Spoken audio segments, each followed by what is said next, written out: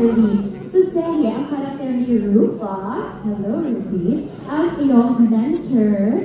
So for sure, marami ka rin natutunan sa kanya while doing Beauty Empire. So what are some of these things na you've learned from Miss Rufa that really stood out for you as an artist?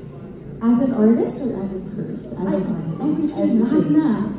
Actually, mag-a-apply din naman siya sa, professionally and personally. Always choose yourself. Yun yung lagi sinasabi sa akin. Always Hindi lang choose. sa akin, pero sa amin dalawa ni Barbie ni Miss Rufa. Nadadamay ako dito. So be selective, parang gano'n. Always choose yourself. Yourself. Yes, always choose yourself. Ikaw muna bago yung ibang tao. Oh, I love that. Prioritize yourself. Self-love is the most beautiful thing. Every time you get lost, hanapin mo yung sarili. Oh, I love that. Sarap mo naging mentor ni Miss Rufa. Kasi si Miss Rufa, lagi siya pumapasok talaga sa tent namin. Aww. Magulat na lang ako, Miss Rufa.